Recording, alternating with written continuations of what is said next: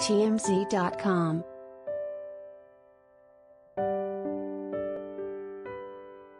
Nick Cannon says his eyes have been opened to the horribly anti-Semitic things he said, and has offering an apology, one that might have saved his Masked Singer gig.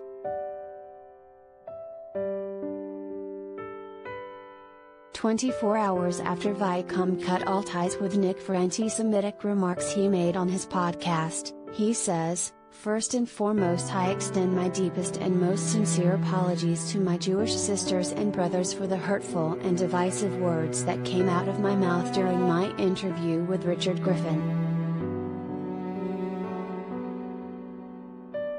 He continued, "They reinforce the worst stereotypes of a proud and magnificent people, and I feel ashamed of the uninformed and naive place that these words came from."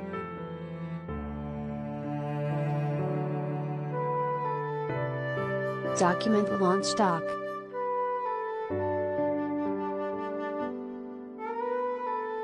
Read his apology launch doc document.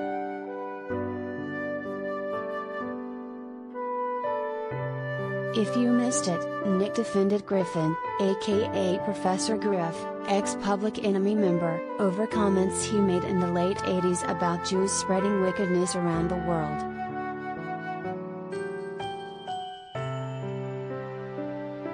On the podcast, Nick supported Griffin, saying he couldn't be anti-Semitic because black people are the real Semites. He also said Griffin was speaking the truth, and repeated long-held, going back to Hitler, stereotypes about Jews controlling banks and much of the world's wealth. "I just had the blessed opportunity to converse with Rabbi Abraham Cooper, Director of Global Social Action at Simon Wiesenthal. My first words to my brother was, I apologize for the hurt I caused the Jewish community."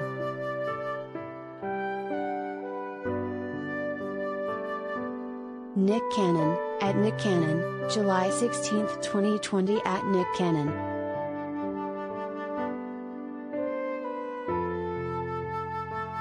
While he got tons of backlash online, in addition to the Viacom axing, Nick says several rabbis, including Rabbi Abraham Cooper from the Simon Wiesenthal Center, have also tried to educate him. As he put it on social media, "I have had at least a minor history lesson over the past few days, and to say that it is eye-opening would be a vast understatement." Late Wednesday, Fox, home of The Masked Singer, said it had been in talks with Nick regarding the podcast and felt he was clear and remorseful that his words were wrong and lacked both understanding and context, and inadvertently promoted hate. The network said, based on that convo, it would move forward with him.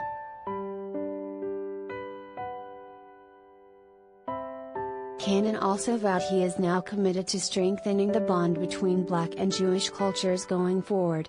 He says he has also taken down the Professor Griff episode of his podcast.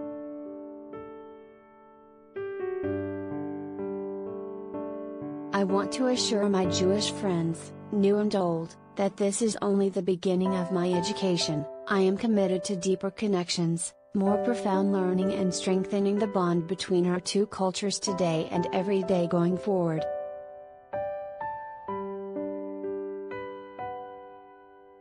Nick Cannon, at Nick Cannon, July 16, 2020 at Nick Cannon.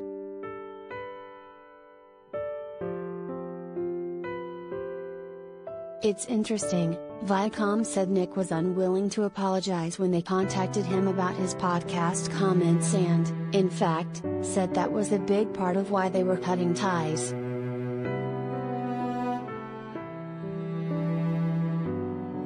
It's unclear, at this point, if his mea culpa will change anything for Viacom. Nick had demanded the company give him ownership of his show, Wild and Out.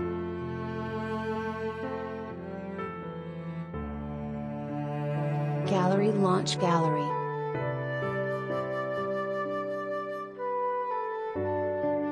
Nick Cannon Wild and Out launch gallery.